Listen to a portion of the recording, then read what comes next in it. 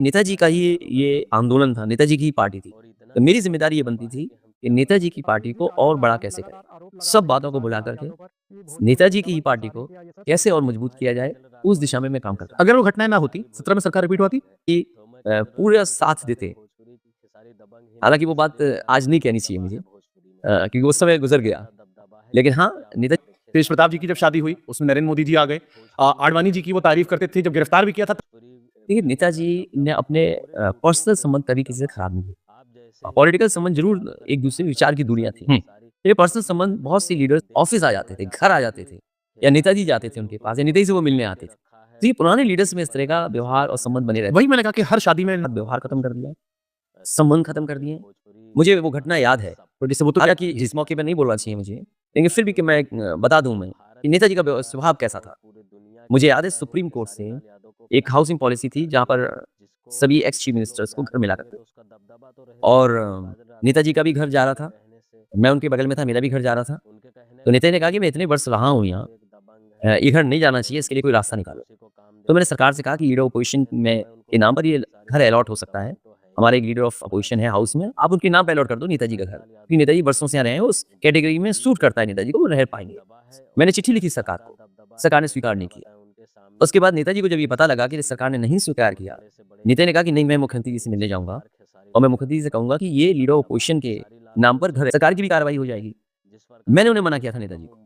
मैं कहा नेताजी मत जाइए, ये आपकी बात नहीं सुनेंगे सरकार है या व्यक्ति वो नहीं है जो आप समझ रहे हैं।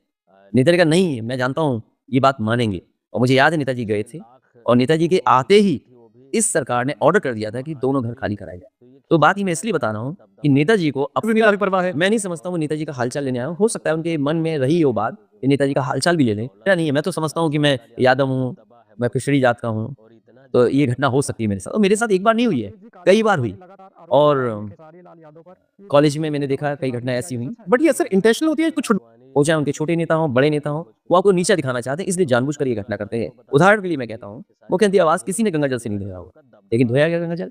सवाल मुझे दुःख नहीं है इस बात का, सवाल ये है कि आने वाली पीढ़ी जो पूछेगी मुझसे कि आपका घर क्यों धोया गया गंगा जल से? आपके जाने के बाद गंगा जल से क्यों धोया गया? मैं उनको क्या जवाब दूँगा?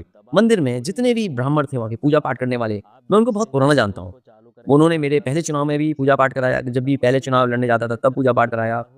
लेकिन इस बार भारतीय जनता पार्टी के लोगों ने गंगा जल से धोया, पूरा मंदिर धोया उन्होंने। जी, बट सर जैसे और यही नहीं, जी। मैनपुरी में जो किया महाराणा प्रताप की प्रतिमा पर, किसी ने कोई गलती की, लेकिन आप इस तरह की गाली और इस तरह का व्यवहार करेंगे यादवों को लेकर के, आप इस तरह की टिप्पणी करेंगे व्यवहार लेकर के, तो आपकी इमेज कैसे गिरा दे, इमेज को कैसे खराब कर दे, आपकी बदनामी कैसे हो।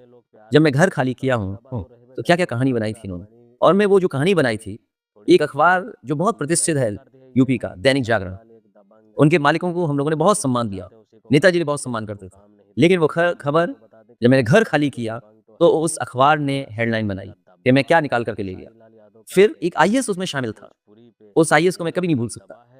उन पत्रकारों को मैं कभी नहीं भूल सकता, जिन्होंने ये खबर छपवाई थी, मेरे घर खाली होने के बाद कि मैं उस घर से कुछ सामान ले गया था। मैं जब तक राजनीति में हूँ, मैं ये बात नहीं भूलूँगा और जिन्होंने इस तरह का काम किया, ऊपर वाला सज़ा दे, भगवान सज़ा दे और फिर समय बदलता है तो सज़ा अपने आप मिलती है। मैंने एक स्टेटमेंट अखिलेश जी का सुना था कि जिन लोगों ने दोगे, तो गड्ढे में आप भी गिरोगे।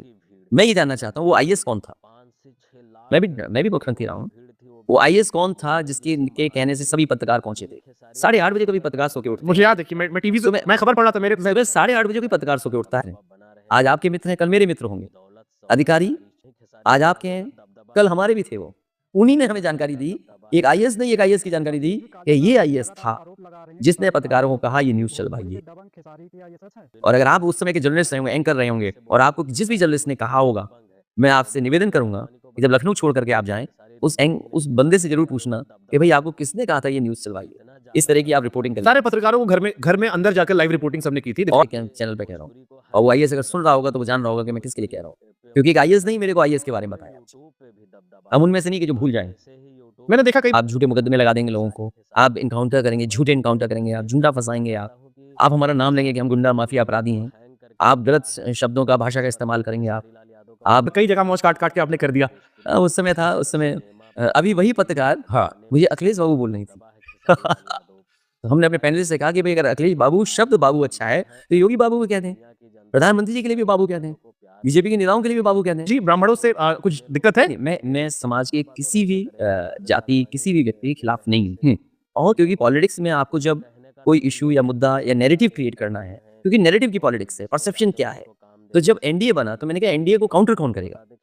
पीडी काउंटर करेगा। NDA is negative, anti Dalit, N means negative, P for सबके लिए नेगेटिव है, पिछड़ों के लिए नेगेटिव है। तो मैंने पीडीए एक शब्द दिया, जिसे बीजेपी कहती है सबका साथ सबका विकास। लेकिन उनके अपॉइंटमेंट देख लो, काम करने का तरीका देख लो, नौकरी देने का तरीका देख लो, सबका साथ नहीं है उसमें। बट ये तो आप पे भी एलिगेशन लगा करो। तो पीडीए है पिछड़ा दलित अल्पसंख्यक, पिछड़ा दलित अल्पसंख्यक मुसलमान भाई, पिछड़ा दलित अल्पसंख्यक सिख भाई, पिछड़ा दलित पीड़ित अगड़े, दुखी अगड़े। अगड़े भी हैं। हाँ, ये अगर अगड़े कह रहे हैं कि भाई हम पिछड़े हो गए। नहीं, आप अगड़े हैं, तो मैं पहले बोल देता हूँ ना, हाँ। पीड़ित दुखी अगड़े। और अगर पीड़ित दुखी अगड़े अगर नहीं होते तो मेरे लीडर ऑपोजिशन कौन है? तो उनको मैंने बनाया ना लीडर ऑपोजिशन।